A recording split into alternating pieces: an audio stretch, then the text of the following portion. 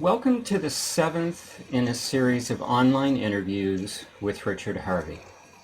My name is Rob Meager.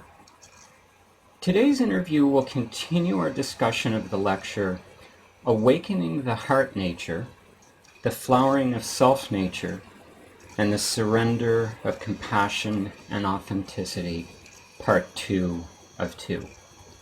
This lecture was originally given online on July 10th, 2013, and it is available in written form in Moksha Dawn, an ebook you can order at the Sacred Attention Therapy website at www.sacredattentiontherapy.com/books.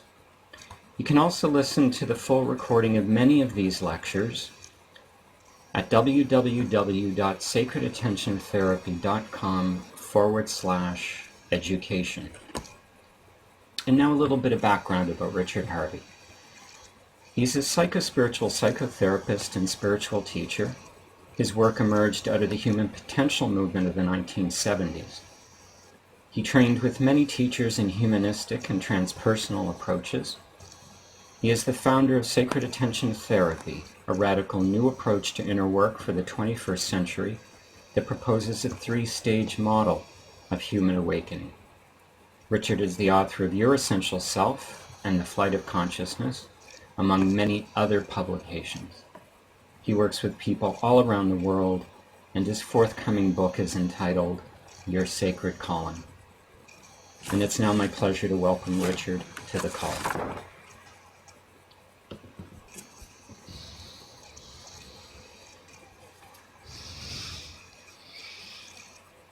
Hello, Robert.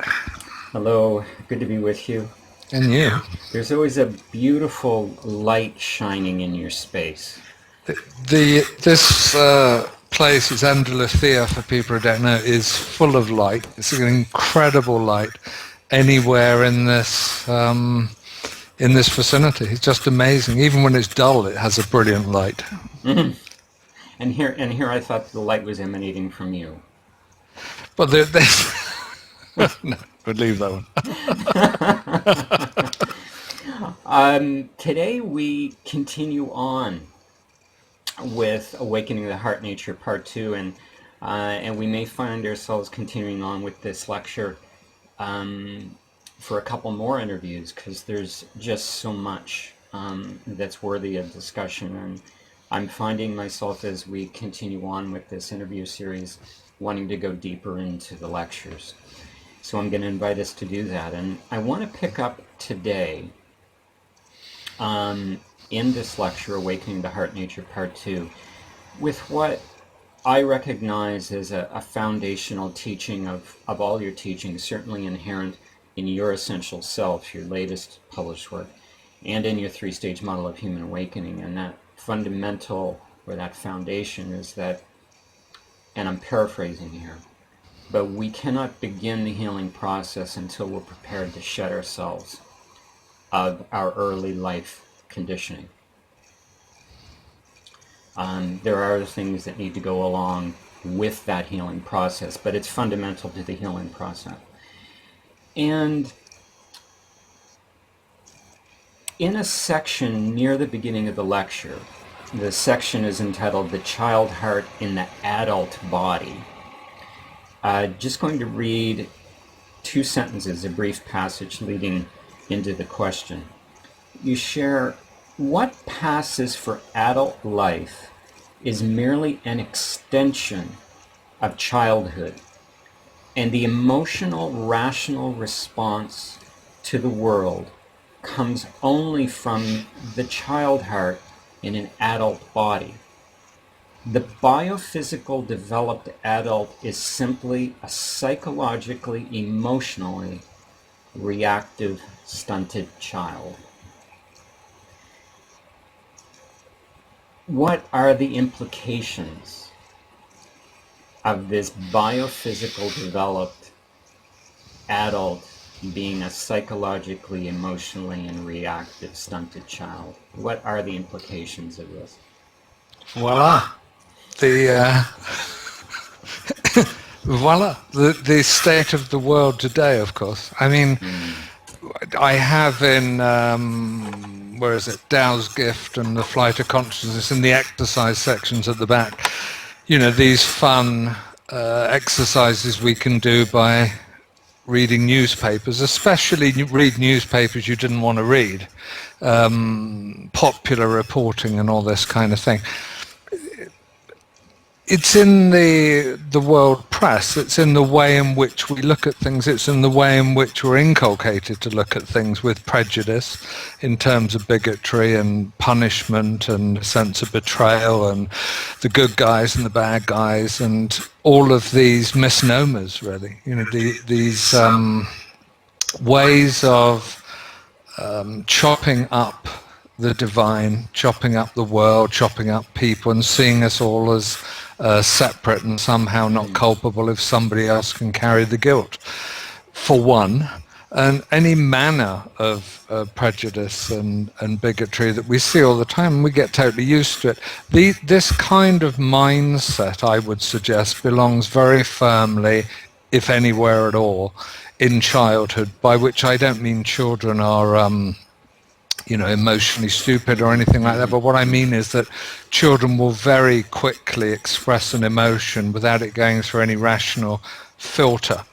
And they're quite happy to be prejudiced and bigoted in a sense because they're so immediate. The other thing is, of course, they're free of feelings. In the natural state, I mean, the child will be free because naturally the child self-regulates and cries or screams or thumps on the cot or does whatever by way of allowing emotions to flow and never being blocked until far too early on, of course, we're taught how to suppress, how to become repressed individuals, how to stilt ourselves with regard to experience and expression. So the result of the content of the passage you just read is we have grown up with a confusion about adulthood and childhood, about really being able to see things clearly, to act from a self-referring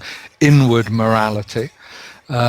We've lost track of all sorts of things to do with what it means to be a human being who's grown up, because from our leaders, and in many cases intellectuals or experts on down, if we can look at it from that hierarchical way for a minute, we're not being led, we're not being guided, we're not being helped to understand what it means to be human when everybody is psychologically stilted in this childhood place. Mm-hmm. So I would just appeal to us all to say that it's self-evident.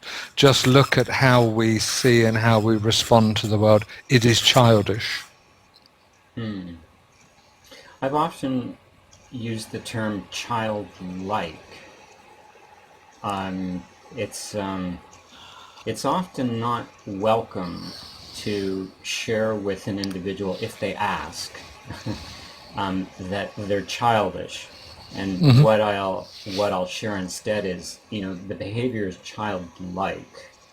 It doesn't seem to be as offending or as offensive. The ego is a little bit more welcoming to the concept of childlike than childish, but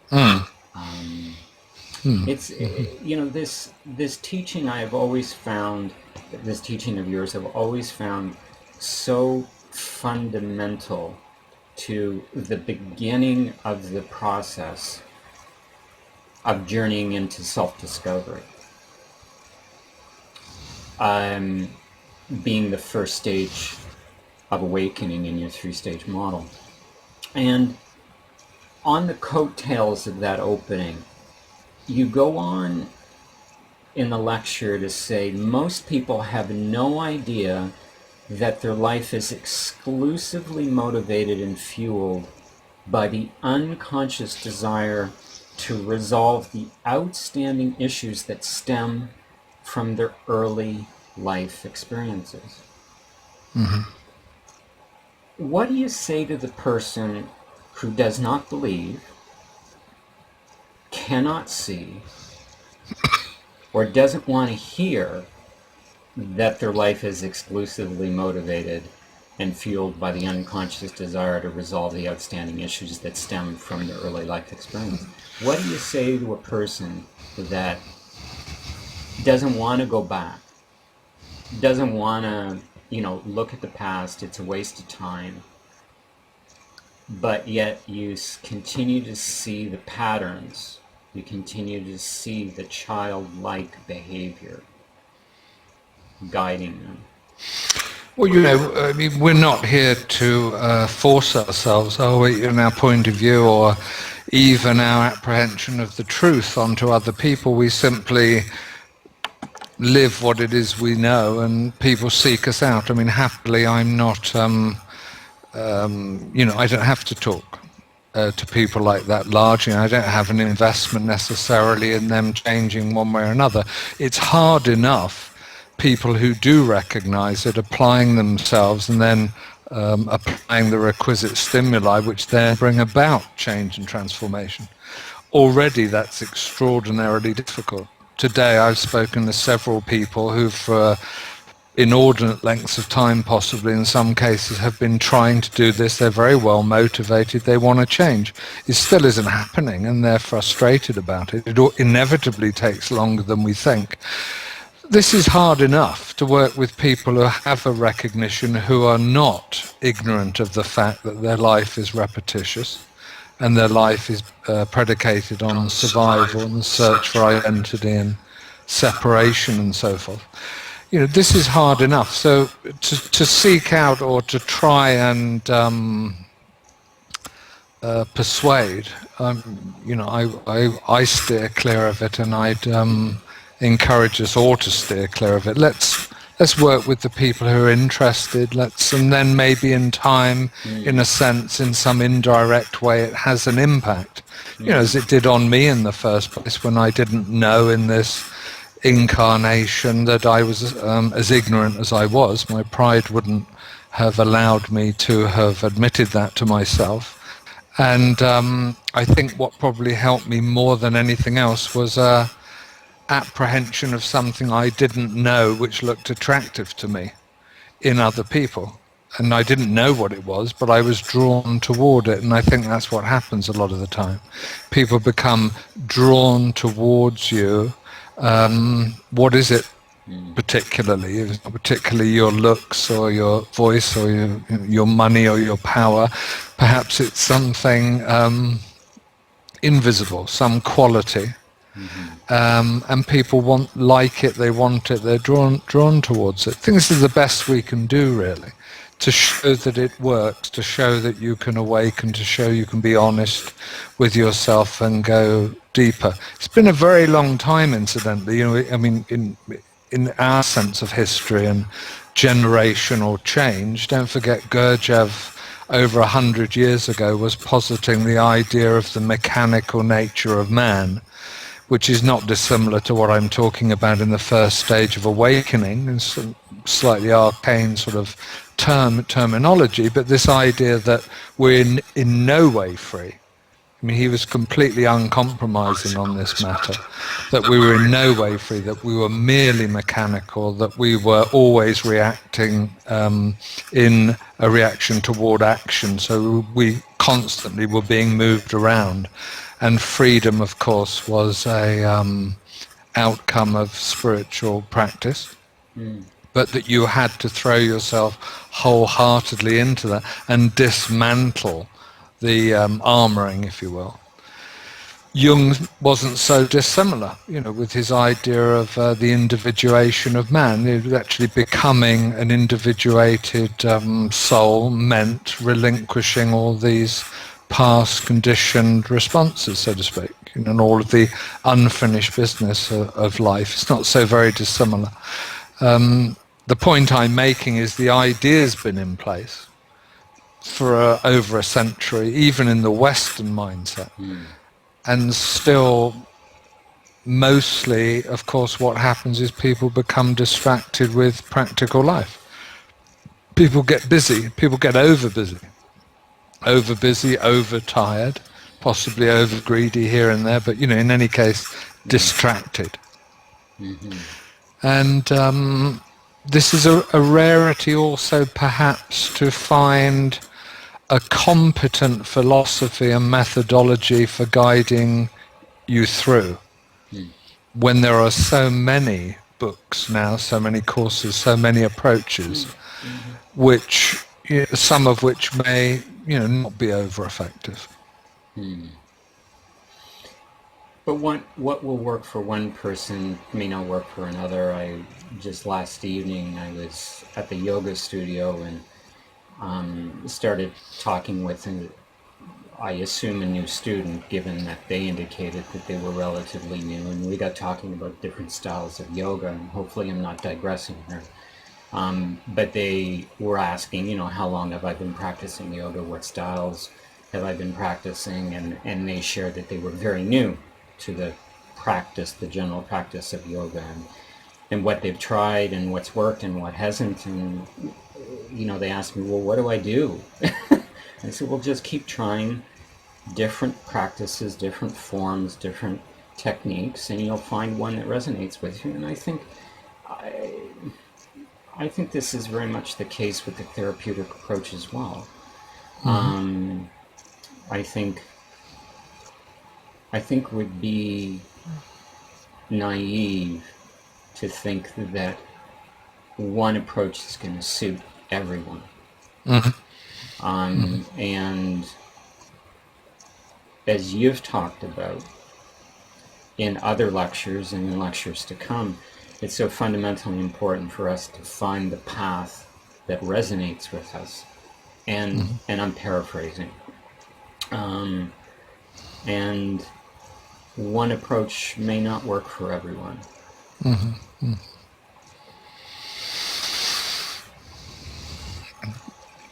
There are, however, if we could set yoga or spiritual practice, ones I consider purely the psychological, there is a sense for me, a critical sense, a negative critical sense, in which 100 years of psychology and psychotherapy ultimately has not been over successful. And why is that? And then if we consider the different pillars or waves of psychology and psychotherapy and their distinct approaches of philosophy and methodology, and they are psychoanalysis, behaviorism, humanistic schools, and the transpersonal schools, and we'll throw CBT in with the behavioristic schools there at the minute, which is now making an upsurge, so to speak. I think we can be critical in a creative and useful way, and we can, so not for the first time, by the way. I mean, James Hillman, who remained an outsider, possibly because of his negative criticism of psychotherapy and psychology, him himself being a psychotherapist and a psychologist, somehow was never embraced by the mainstream, because the forces of conservatism are so powerful that when you try and turn something over, I mean, every now and again it's going to happen, there'll be a real radical shift. But if you look back, there's an awful lot of forces that join together to make that the time when some spokesperson or figurehead apparently makes a transformational shift. In actual fact, it's incredibly difficult, and no human agency as such could possibly bring about that convergence of forces.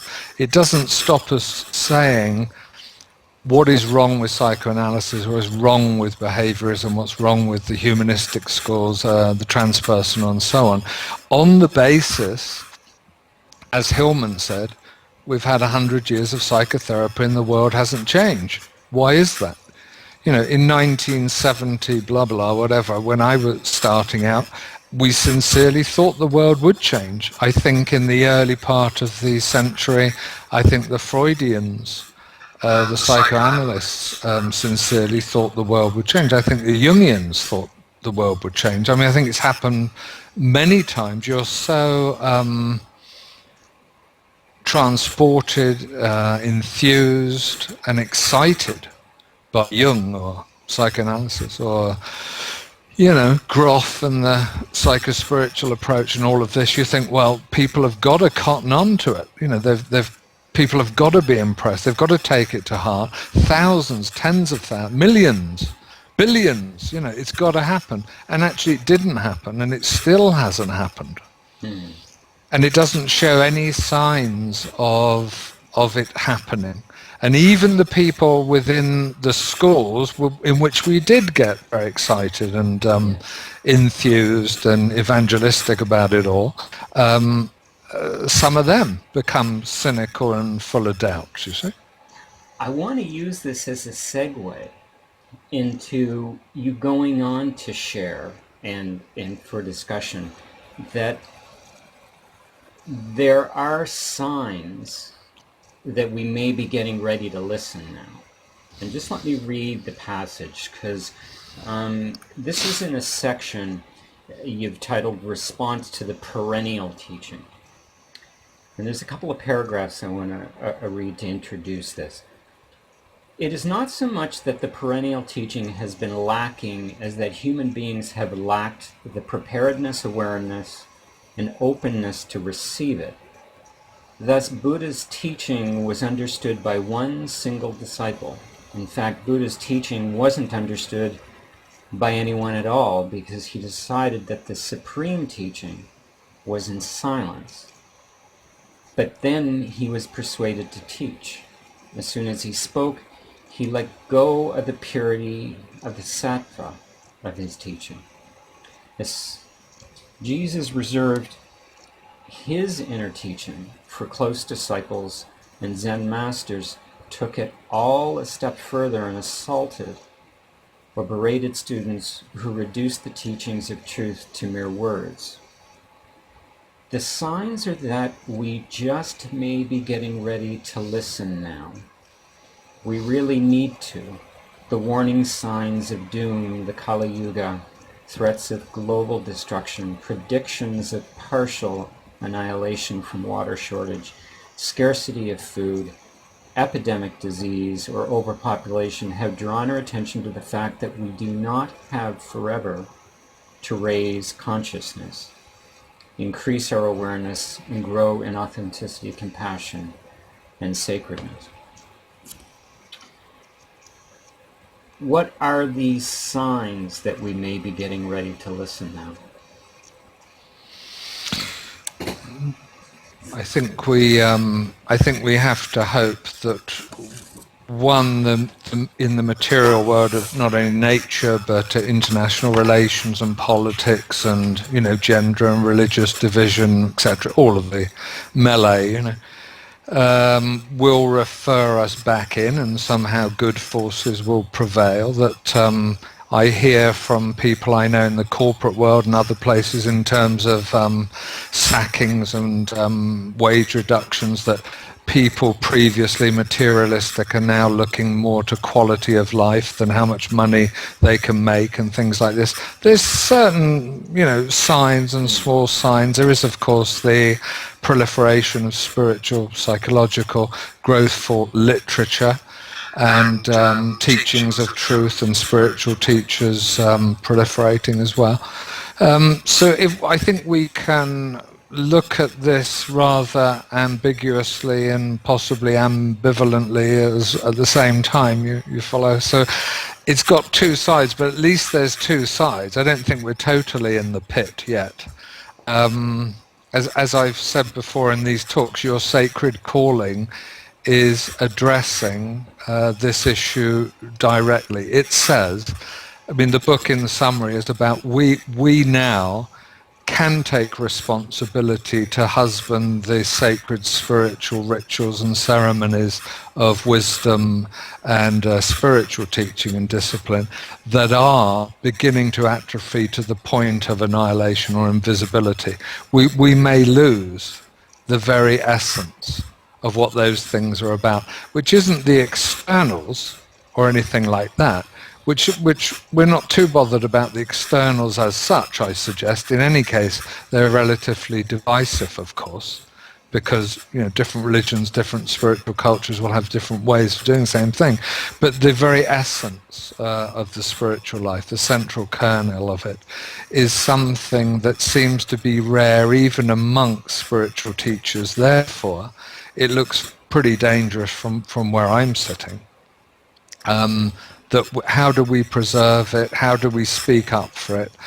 How do we intelligently talk about the soul and the spirit and the world and spirituality when the leaders in spiritual teaching at the moment are, and I don't think I'm going to dilute this at this point, speaking nonsense so obviously, so frequently? And people, of course, nod, which is fair dues, really, because you expect people who are proclaimed spiritual spokespeople to have some idea of what they're talking about. But very basic, fundamental issues of spirituality and worldliness are confused today. It's not that we've become more material, it's that we've kind of merged the two things together, and you would think a natural life of, swimming and being permanently on holiday and singing with maybe a little smattering of Hinduism or something, whereas in some way spiritual discipline. It's nonsensical. It's neither here nor there. Being on holiday in the East or doing hatha yoga or something, I mean, it's neither here nor there. It is what it is. The point I always make about it is, let's say what it is. Let's say we're out for enjoyment, and let's understand that it's perfectly valid, of course. But so is it perfectly valid if we want to set our shoulders towards a deeper struggle on the other side, and discover for ourselves the truth of the central heart of what spirituality's always stood for, what it means, the reality of it. Mm-hmm. This reality won't die, of course. I mean, consciousness won't die, it cannot die, but it's outside of the relative plane. But what I'm fighting for, so to speak, in this new book is our awareness of consciousness itself.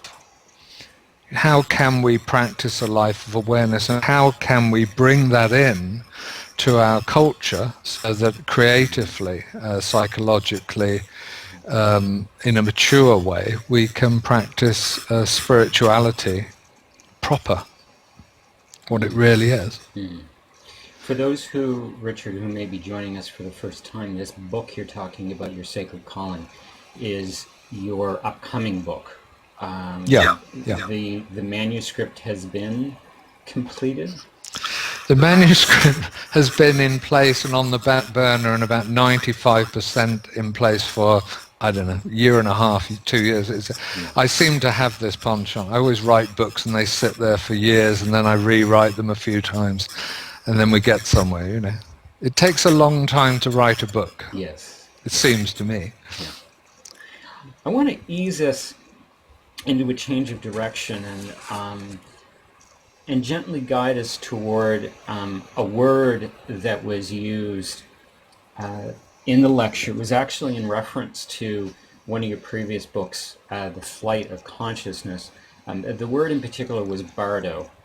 And you share in the lecture, let's see,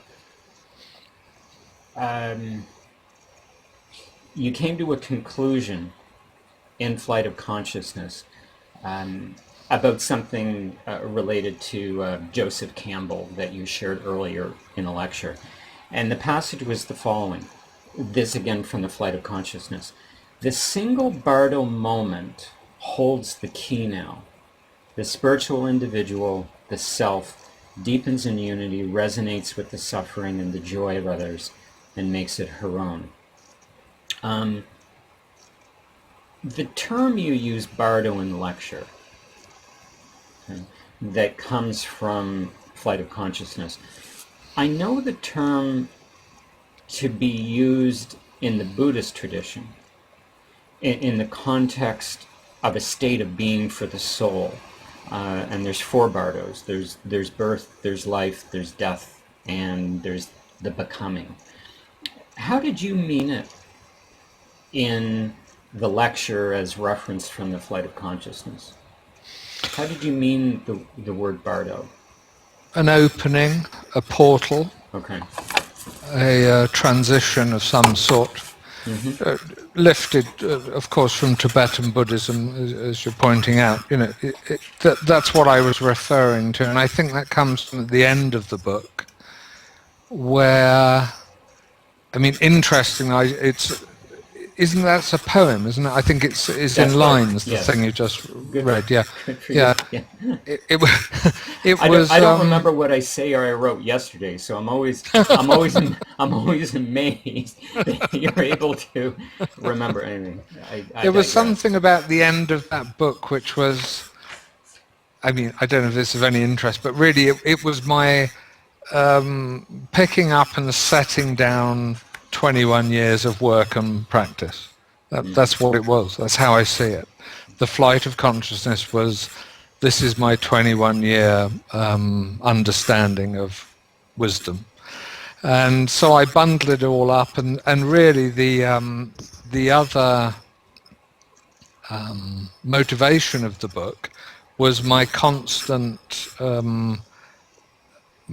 meeting with people who had a confusion about spirituality, whether it was spirituality versus psychology, psychotherapy, or whether it was spirituality versus religion or some other form of spirituality. But it seemed to me so prevalent that I thought it was very valid to write a book of stages in psychospiritual growth that somehow was not partisan, that was not, what's the word I'm looking for, aligned to one religion, but rather was able to bring in lots of references, perhaps too many references really, but just reference, say, well, this is what the Sufis mean, this is what this guy means, this is what Campbell's talking about, this is Buddhism, this is whatever. So, I was, perhaps arrogant enough to pronounce in that way on what all these different strands of spirituality were talking about and give it some common denominator. But when I got to the end, I mean, the end of that book, it just sort of fell into poetry, because how do you finish it? How do you finish this thing that goes into the light or goes to wherever? And there's lots of things I wouldn't write the same way anymore as I did do then, but somewhat at a loss, and also a little bit like just throwing yourself off a high diving board. This poetry thing sort of just fell into place, really. And it was conjecture largely. It was just a feeling of, could this be this? Could this be you and I merging in a sense of lack of self-identity? How could it all unfold? And it seems perfectly valid when I look at it now. I wouldn't write it the same way, but it seems valid.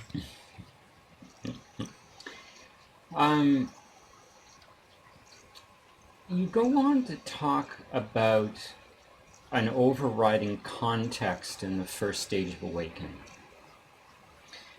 And you go on to talk about it as the arousing of individual consciousness being a downward pull.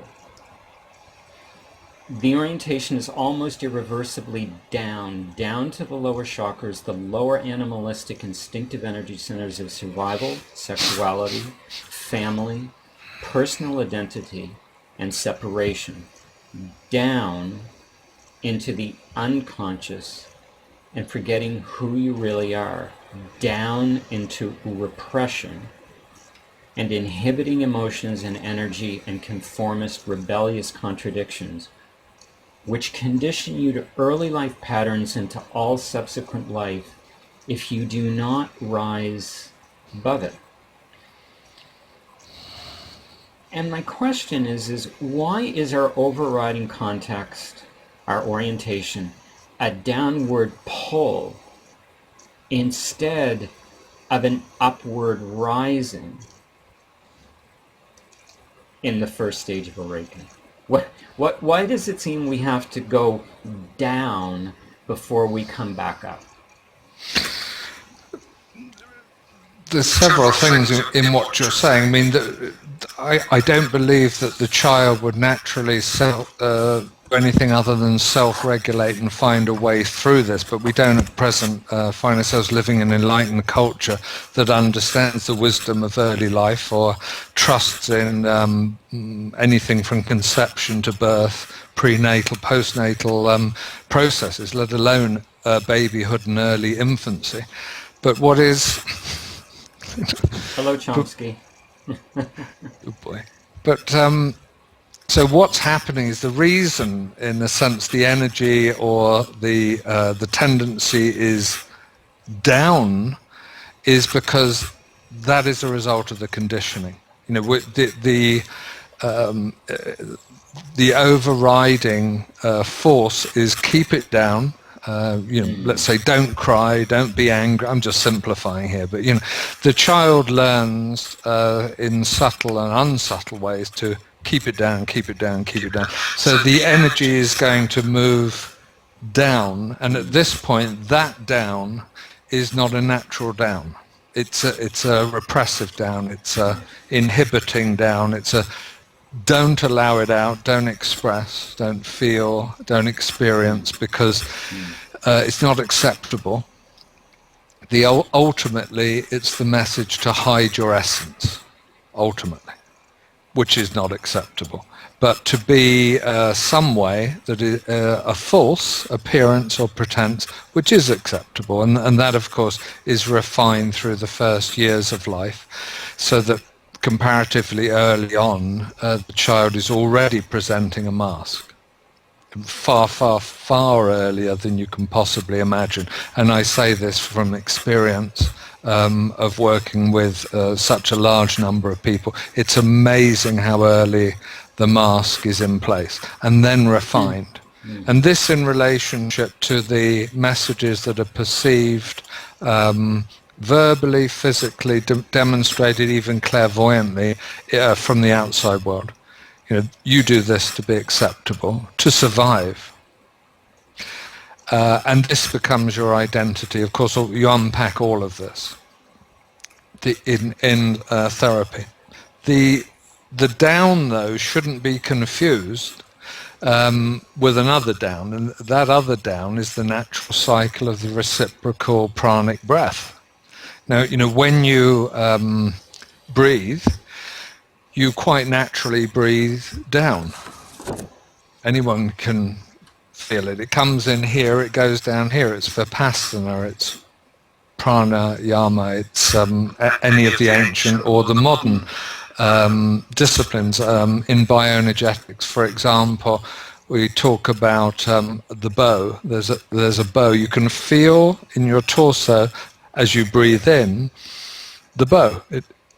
You see, it goes like this. It pulls, and it becomes a convex shape. And your torso, however subtly, becomes a convex shape. And as you feel it, of course, you become more aware of breath. You'll tend to take a fuller breath straight away when you become aware that that's what's happening. I'm breathing in, you see, and then I become concave and I breathe out. But when I breathe out, it's not just a dissipation of breath from the body.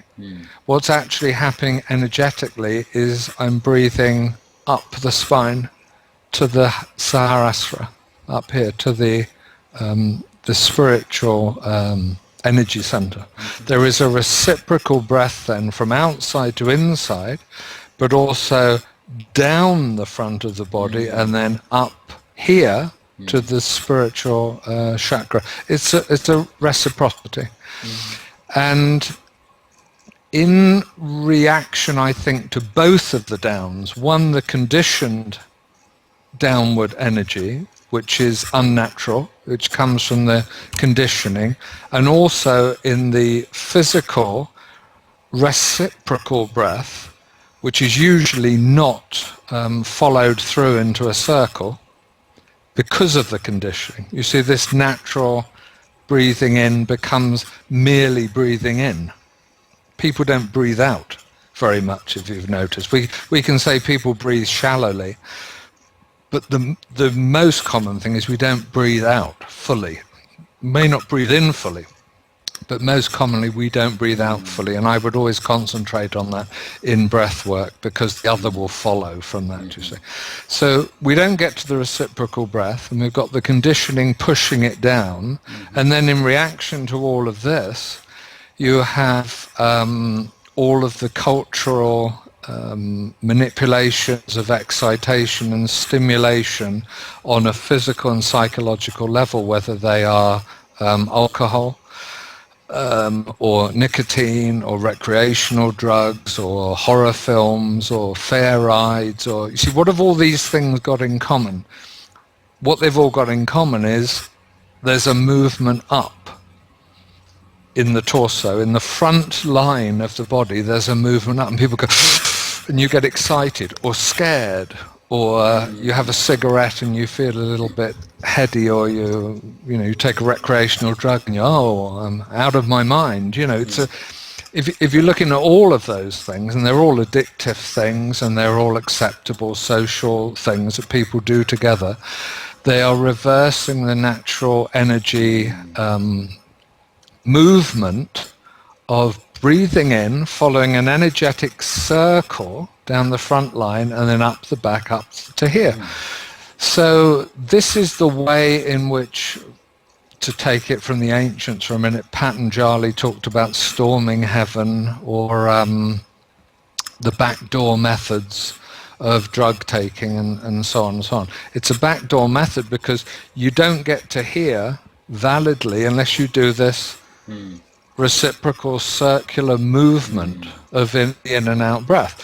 But if you take drugs, or you have some other artificial stimulation, what will happen is you bypass that altogether, and you just zip straight up here.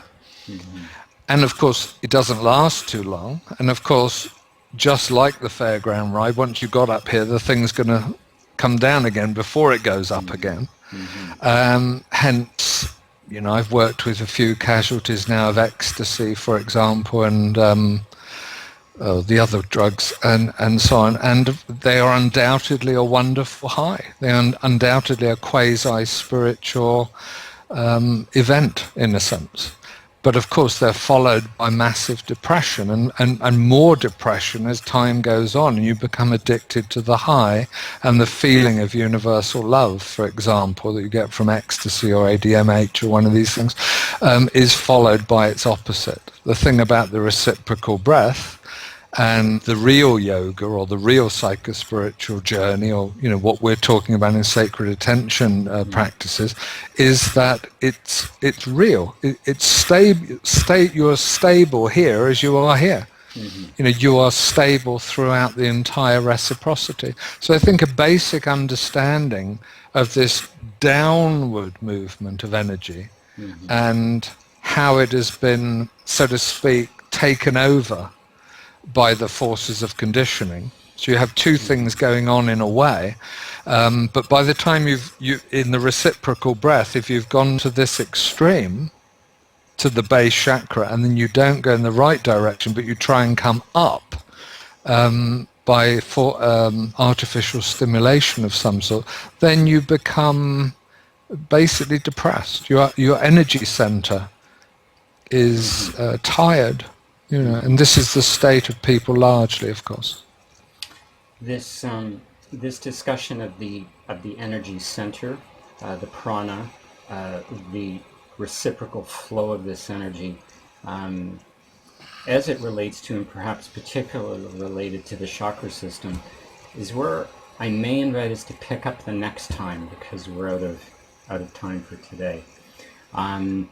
I'm going to invite us to continue on with this lecture, because there's still some wonderful material to enjoy and dive into. So I'll thank you for today. Excellent. Thank you, Robert.